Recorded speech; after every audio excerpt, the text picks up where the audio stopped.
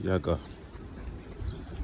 Before I left, I was watching a video about these new traffic cameras that are being trialed in the UK, and the cameras are being run by AI software. So they'll be manned, so people will be watching them work, and they'll be programmed by engineers, but there will be AI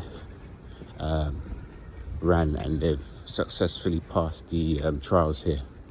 And the cameras are basically spotting drivers who are speeding, spotting drivers who are on their phones, and spotting drivers that are not wearing their seatbelt. I'm sure there's a number of other things these cameras can do. So I might link the video down below. Anyway, it begs the question. Oh, by the way, this is not financial advice. Do your own research. Everything's up to you to figure out. So that bike, I just looked straight at my eyes.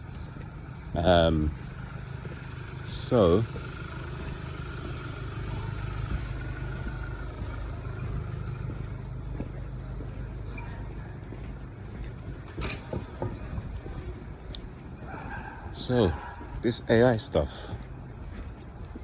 Every day in my inbox, I have a number of emails from headhunters, recruiters saying, "Oh, we found you. We really like you. You've got the qualifications match for this role. Can you please email me back? Blah blah blah."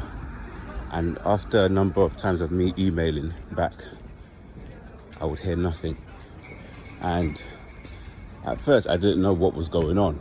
And then I realized that those emails are not sent by humans. They are AI-generated automation emails for recruiters, headhunters to find new people to go on their books, for their clients to find people. Now, even after the AI returns the results to them, the emails that we send back, they could set a filter on said emails. I don't know how it would work. I don't know if it's through some sort of software, and they could get rid of people who have certain characteristics. They could maybe filter out non-English names or non-English sounding names, for instance, which I have one. So it begs the question, we're moving into a world where most of us don't know what is real anymore. Let that sink in.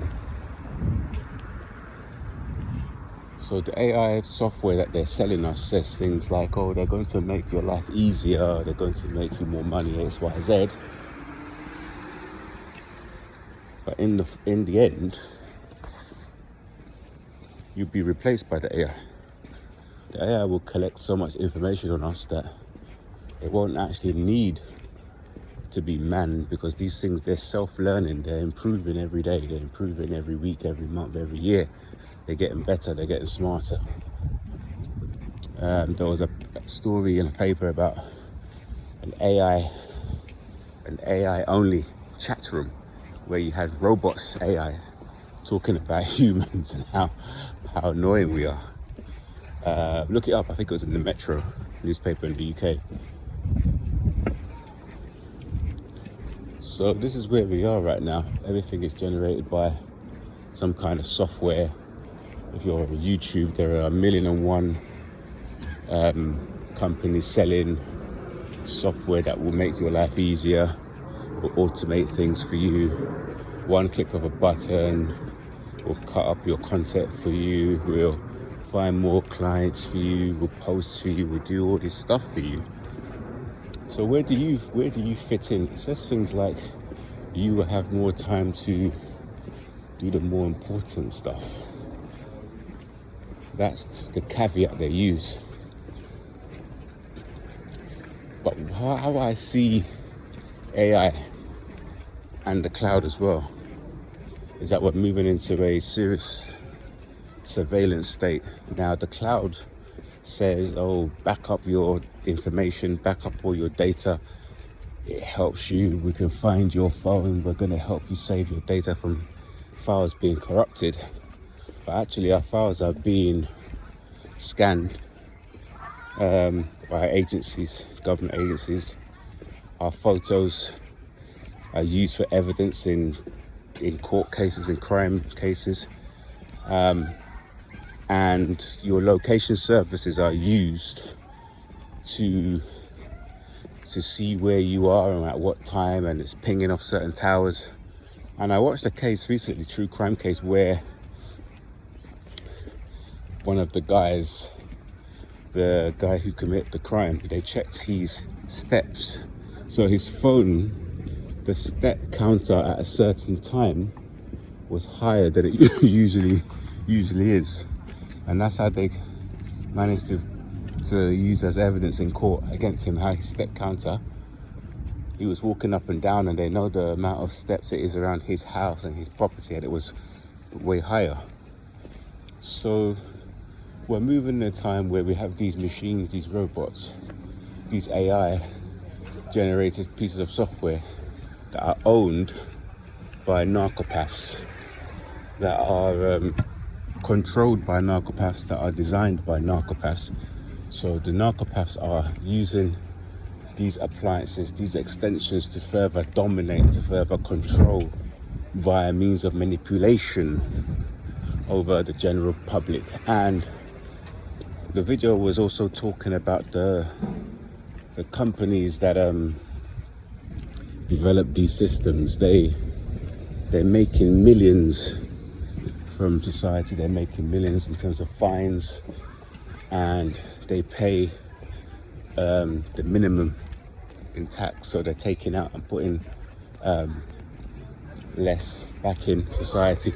So like a narcissistic relationship, you have a parasitic relationship, basically. Yeah, parasitic bond, a parasitic pipeline of sort of generating revenue, and with all these false claims of making us things more safe, they're actually generating, high amounts of revenue, and they're able to lobby the governments to bring in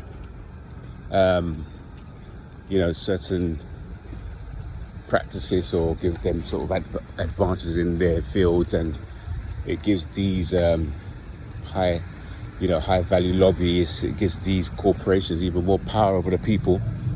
And in the end, we'll just be